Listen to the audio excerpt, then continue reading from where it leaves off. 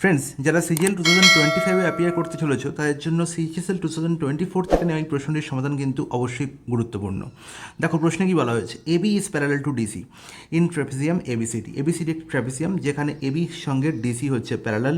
আর কি বলা হলো, এবি গ্রেটার দ্যান ডিসি, দেখতেই পাচ্ছ এবি ডিসির থেকে বড়, এবং ডায়াগোনাল এসি আর বিডি ইন্টারসেক্ট করেছে কোথায়, ও পয়েন্টে। এসি আর বিডি ও পয়েন্টে ইন্টারসেক্ট করেছে। এ ওর লেন্থ বলা হয়েছে কত, 3x-15। আর কি বলা হয়েছে, ওবি সমান হচ্ছে x+9, ওবি হচ্ছে x+9। আর কি বলা হলো, ওডি সমান হচ্ছে 5 আর ওসি হচ্ছে x-5। ইজ ইট ওকে? বলবে হ্যাঁ একদম ঠিক আছে। নির্ণয় করতে হবে x1 এর হোল স্কোয়ার প্লাস x2 এর হোল স্কোয়ার। আচ্ছা x1 আর x2 কি বলছে, এই যে এক্স ভদ্রলোক এর দুটি ভ্যালু পাওয়া যাবে, ঠিক আছে, একটি হচ্ছে x1, একটি হচ্ছে x2। তার মানে অবশ্যই এখানে কোনো দ্বিঘাত সমীকরণের গল্প আছে।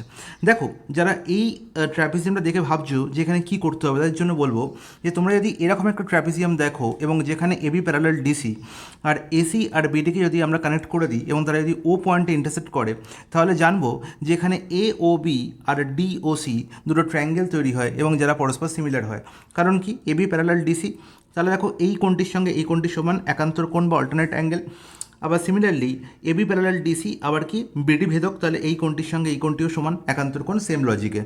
আর দেখো এটা কী হচ্ছে না, অপোজিট অ্যাঙ্গেল। তার মানে কি দুটো ট্রায়াঙ্গেলের মধ্যে দেখতে পাচ্ছি তিনটে কোণই কী হয়ে যাচ্ছে, ইকুয়াল হয়ে যাচ্ছে। মানে এ কনসেপ্ট অনুযায়ী এই ট্রায়াঙ্গেল দুটো কী হয়ে যাবে না, সিমিলার হয়ে যাবে। আর সিমিলার হলে কী হবে না, সমান কোণে বিপরীত বাহু রেশিও নেবো এবং তারাও সমান হবে।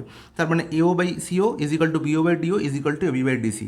এখানে আর একটা ফর্মুলা খুব সুন্দর আছে, যে এওর সঙ্গে ডি যদি আমি গুণ করে দিই আর বিওর সঙ্গে ওসি যদি কোনাকুনি গুণ করে দিই, তাহলে এও ইন্টু ওডি সমান হচ্ছে বিও ইন্টু সিও। তাহলে এই কনসেপ্টটাই তোমায় বুঝতে হবে এবং এই কনসেপ্টের বেস করে দেখো এই প্রশ্নটা কত সহজে আমি আনসার করতে পারবো না। এও ইন্টু ওডি সমান হচ্ছে বিও ইন্টু ওসি।